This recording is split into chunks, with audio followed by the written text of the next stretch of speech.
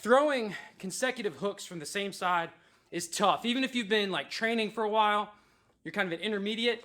When you first start trying to chain hooks on the same side together, it's kind of rough because to do it right, you have to do something that's really counterintuitive.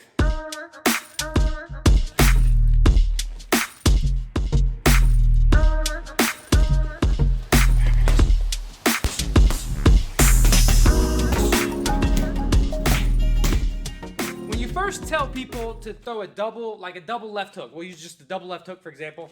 They'll do this. Or high-low, they'll go. And they might even throw the first one right, but the second one always sucks. Like, that looks stupid and it sucks. And if I have to explain why that's not right, you can't fight and you're never gonna be able to fight. Let's say we loaded the left hook and we threw it. We're gonna completely reload and throw it again. And I mean completely reload. We're gonna throw a left hook with a good pivot, completely reload, and throw a left hook again. Now, the reason we don't like to do this is because when we load, this feels wrong. It feels like we're stuck, or like it's taking too long, or it's too slow, or like it's not gonna work. Ding, ding. And it's not gonna work if you are a little pussy and you hit like a bitch. This is predicated on the idea that they respect your strikes and that when you hit them, they know they need to block them. This reload has a built-in slip. We're moving away from the left hook. Maybe we're slipping outside the right. Maybe that break in rhythm causes them to do something and we interrupt that. Take your time. When you're first learning it, all I want you to do is left hook, reload, left hook.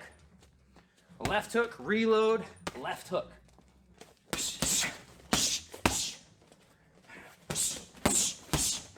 You can mix up high and low with this. You can go high, low. What's more popular is low, high, low, high. Reloading, you can play a game with this.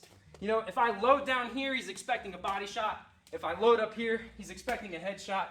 But if I mix up those two heights, like maybe I fire, load, fire, or boom, boom, and I change up my height, that can be sort of the mix-up game.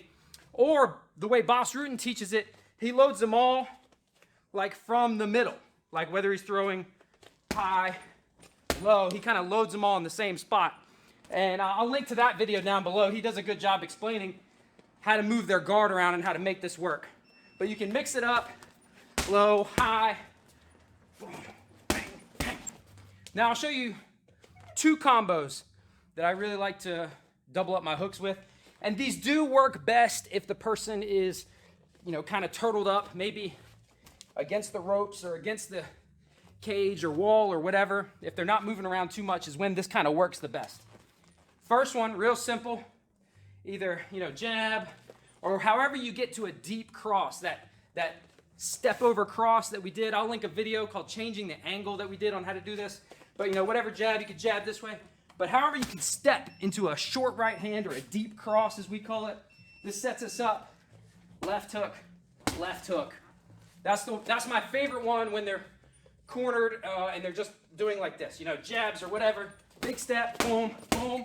And this cross doesn't have to be much, right? It could be a post or a feint, really. It could be, I show the two and they block nothing. And then I do that, right?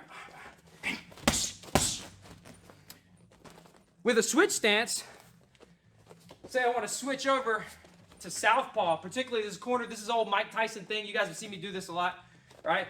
Jabs or whatever that gets us to a switch jab, right? Jab, jab, switch jab gets us closer. This keeps their gloves pinned or blinds them. And we go right hook down low, right hook up top.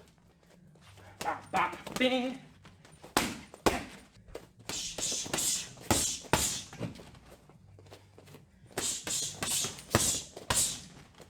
Like I said, this works best if they're holding still, but if they're moving around, this still works. If you expect them to be running away, you can make that second one kind of a lunging hook, like a gazelle punch or like the ice pick.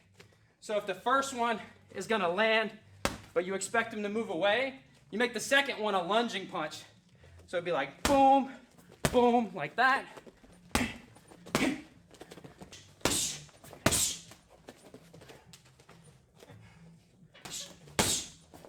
A lot of people are going to expect left, right. So if I throw the left and then I do this and you react to that right, the next left might surprise them.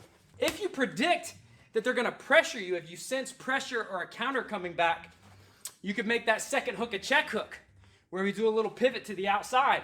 Maybe first hook lands, I expect pressure. Second hook is a check hook, hook, hook, hook, hook.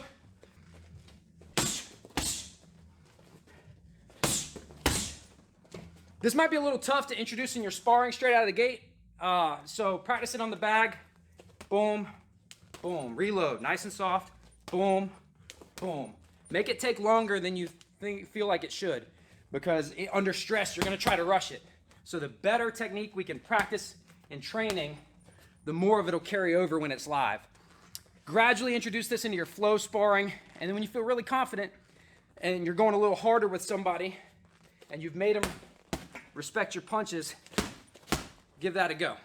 If you want more fitness tips, self-defense techniques, gear reviews, as well as concepts and principles that make you hard to hurt, make sure you click subscribe and turn on notifications.